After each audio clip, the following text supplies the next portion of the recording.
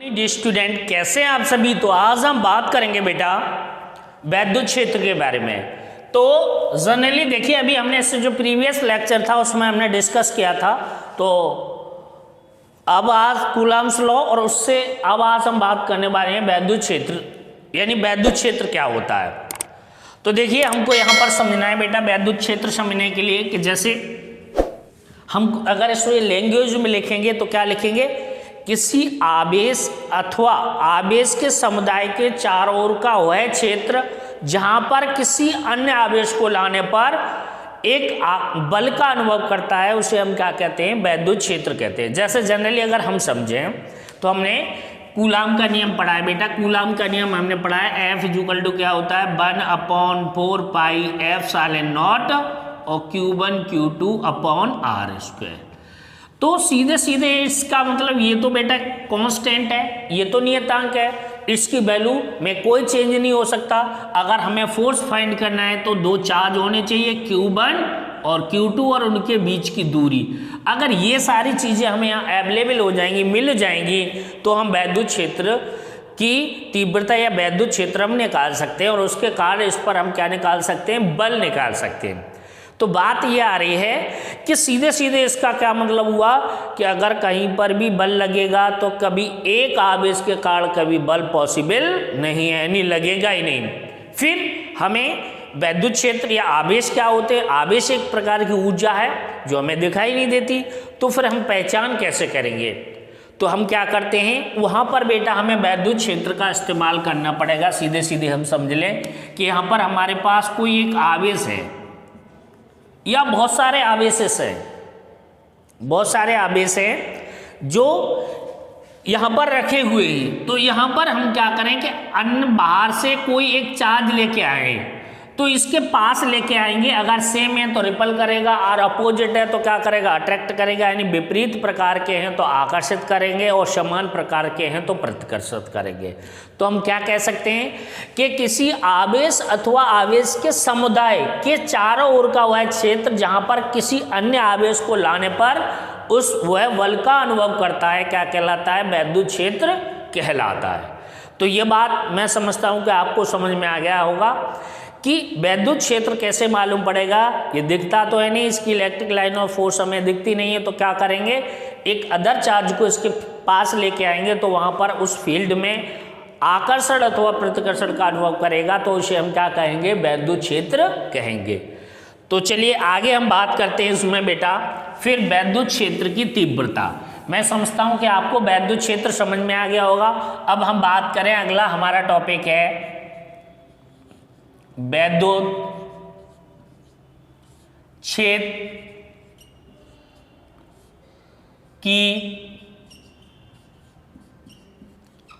तीव्रता।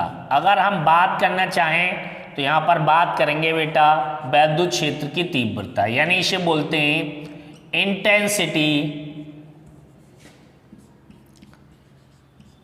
Intensity of electric field.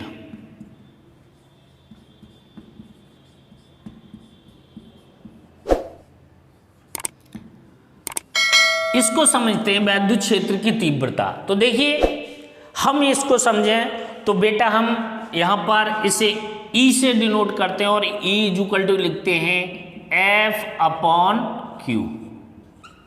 यानी हम ये कह सकते हैं कि किसी एकांक आवेश पर, वैद्युत क्षेत्र में किसी एकांक आवेश पर जितना बल लगता है वह क्या कहलाती है, वैद्युत क्षेत्र की तीव्रता। यानी सीधे सीधे वो जो हमने पहले बात की थी वैद्युत क्षेत्र की, यानी वो मेरा क्षेत्र कहाँ तक है, जहाँ तक इलेक्ट्रिक लाइन या वैद्युत बल रेखा जाएंगी वो उसका क्षेत्र कहलाएगा। और तीव्रता का मतलब है वो जहाँ तक पहुँचेगी। यानी जिसे मैं कहूँ कि इसकी जैसे इसमें से इलेक्ट्रिक लाइन यहाँ तक निकल रही है, तो ये वाली लाइन यहाँ पर कोई भी चार्ज कैसा भी हो तो इस एरिया तक बाउंड है, तो ये इसकी क्या कहलाएगी, तीव्रता कहलाएगी। और ये जो पूरा एरिया है वो इसका क्षेत्र कहलाएगा। तो हम सीधे सीधे समझ सकते हैं कि किसी एकांक आवेश पर वैद्युत क्षेत्र के भीतर जितना बल लगता है वो हमारा क्या कहलाता है, वैद्युत क्षेत्र की तीव्रता कहलाती है। यह बेटा क्या है, ये सदिश राशि है कैसी राशि है? यह सदिश राशि है। और इसका मात्रक की बात करूं, इसका मात्रक आप जान ही रहे हैं, इससे लिखेंगे तो क्या आ जाएगा बेटा? Newton upon coulomb. क्या लिख देंगे? Newton upon coulomb. अथवा और दूसरा भी इसका मात्रक है जो सबसे ज़्यादा पूछा जाता है। वैसे तो इसके दोनों ही मात्रक ज़्यादा पूछे जाते हैं, लेकिन E बराबर एफ अपॉन क्यू से यहाँ लिख देंगे। इसका मात्रक और एक और होता है वोल्ट अपॉन मीटर। ये भी बहुत प्रचलित है। इसमें एक ऑब्जेक्ट आएगा और आपसे क्वेश्चन पूछा जाएगा कि बताइए वैद्युत क्षेत्र की तीव्रता का मात्रक क्या है। तो इन दोनों में से आप कोई सा ऑप्शन में उसे हम देख सकते हैं। इसके सिवा और भी हम इसके बना सकते हैं। और ये सदिश राशि है।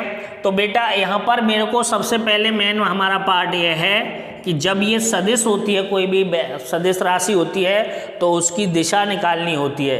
तो मैं यहाँ पर समझूं कि यहाँ पर अगर वैद्युत क्षेत्र है तो जो प्लस क्यू आवेश पर निकालना है तो उसी की ओर हो जाएगी, और माइनस क्यू है, सॉरी प्लस क्यू आवेश है तो उस पॉइंट से बाहर की ओर हो जाएगी, और माइनस क्यू आवेश है तो उसी पॉइंट की ओर हो जाएगी। क्योंकि आप जानते ही हैं कि बेटा वैद्युत बल रेखाएं होती हैं वो पॉजिटिव में से निकलती हैं और निगेटिव में क्या करती हैं बेटा? एंटर करती हैं। अगर पॉजिटिव है तो इनकी डायरेक्शन सबकी ऐसे बाहर की तरफ दिखा देंगे, तो वैद्युत बल रेखाएं पॉजिटिव जो धन आवेश है उससे किधर होती हैं? बाहर की ओर, और जो ऋण आवेश है उससे उसी की ओर होती हैं।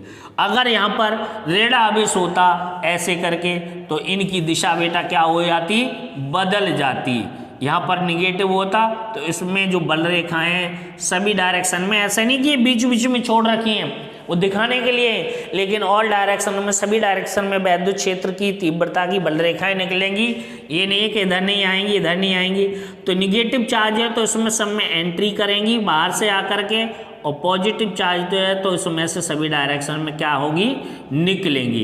इसके कारण हम ये कह सकते हैं कि धन आवेश के कारण अगर इस आवेश की जो वैद्युत क्षेत्र है वो उसकी दिशा बाहर की ओर होती है और ऋण आवेश में उसी की ओर होती है। तो कहने का मतलब है ये सदिश राशि है। और अगर बेटा यहाँ पर इसकी विमा की बात की जाए, अगर हम क्या करें, इसकी विमा की बात करें तो विमा हम इस फॉर्मूले से यहाँ से निकाल सकते हैं। तो देखिए अगर हम यहाँ विमा की बात करें तो क्या आ जाएगा? देखिए यहाँ पर मैं जानता हूँ फॉर्मूला एफ अपॉन क्यू होता है। क्या होता है? F upon Q not. F का डायमेंशन फॉर्मूला मुझे मालूम है, ml/t-2 होता है, और इस Q बराबर I/T हमने पहले ही पढ़ रखा है। तो इसमें इसकी जो डायमेंशन फॉर्मूला है वो क्या आ जाएगा? 80 आ जाएगा। तो मैं इसे सॉल्व करूँगा तो डायमेंशन फॉर्मूला आ जाएगा ml/t-3a-1। तो ये हमारे वैद्युत क्षेत्र की तीव्रता की क्या आ जाएगी? विमा आ जाएगी।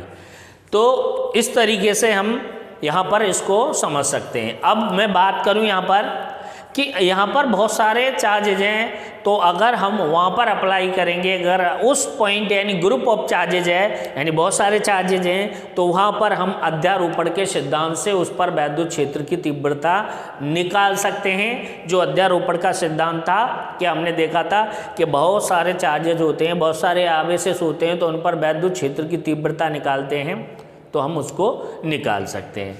चलिए तो इस वीडियो में हम यहीं तक रखते हैं। अगले वीडियो में हम बात करेंगे वैद्युत क्षेत्र की तीव्रता, बिंदु आवेश के कारण वैद्युत क्षेत्र की तीव्रता, या intensity of electric field due to a point charge. चलिए तो बहुत बहुत धन्यवाद।